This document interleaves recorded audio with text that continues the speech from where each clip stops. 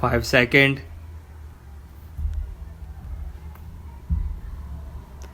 I would like to ask as to how many LPG connections of oil marketing companies have issued in the rural areas of Tamil Nadu till date.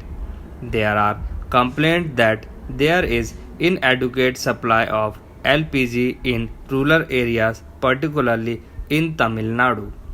What action government poses to take to increase LPG supply? Madam, now about 60% of the coverage has been made by both the LPG and PNG. This has been supplied. Our ideas is that we should extend it up to 100%.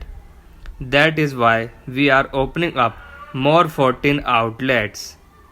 Not only the general outlets but also through the Kishan Kendra, Seva Kendra and the Rajiv Gandhi Vitrak Yojana, whatever is required.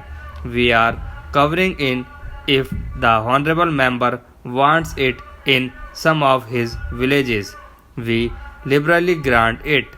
There is no problem at all. The point which is raised by the honorable member is quite legitimate and correct, and we are going to extend our scheme. In fact, the coverage now is about 16 crore families.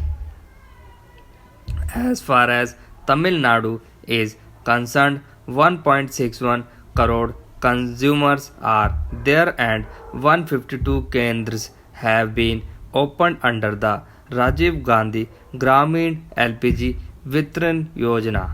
We are prepared to open more kendras if there is a demand and there is a requisition. We are doing it. This is a constant process.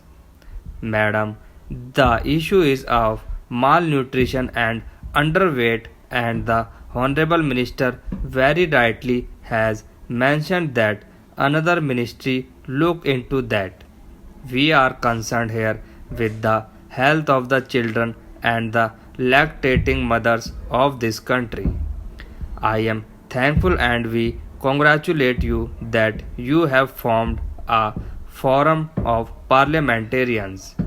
But I am sorry to mention here that on that day no other minister arrived to address the concerns of the concerned minister other than the External Affairs Minister. It would have been better if the health minister would have been present that day.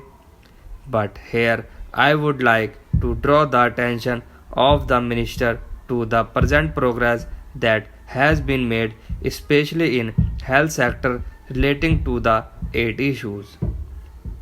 The parameters which have been fixed are to be achieved by 2015.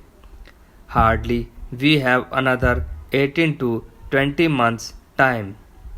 But I am concerning my question to this maternity mortality rate and the child mortality rate, which is far above the CMR and MMR of the sub-Saharan countries.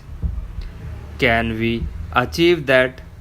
Can we go above the sub-Saharan CMR and MMR? That is a slur on us and on this country. The steps that have been taken, I think, are not sufficient enough, and we have to not only target the states but also target the districts. Is that the way which the government is thinking to go about? I would like to thank the honorable members for asking a very pertinent question, and this is very important. I would like to mention that the Ministry of Health has given the highest priority in so far as the infant mortality rate is concerned, and to reduce the infant mortality rate and maternal mortality rate. As a matter of fact, the maximum programs which we have launched during the last 4 years and aimed at reducing the IMR and MMR. I would like to say that maybe for the first time for the last 2 years we have now sanctioned about 486 50 bedded to 100 bedded each stand also alone hospitals across the country at the district level for mother and child health so that these mothers and children do not get infected by the other disease in the main hospitals. This is a great step which will help us in future. This is a continuous process. I am sure that next year some more hospitals will be there. We have started this at the sub district hospitals and the district hospitals.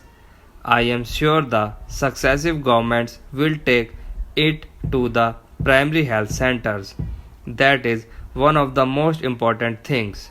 So, to reduce the infant mortality rate, we have now set up different small units, a separate 20 bedded standalone ward in a medical college and the district hospitals, stand alone ward at the primary health centers and also at the facility centers where the delivery take place.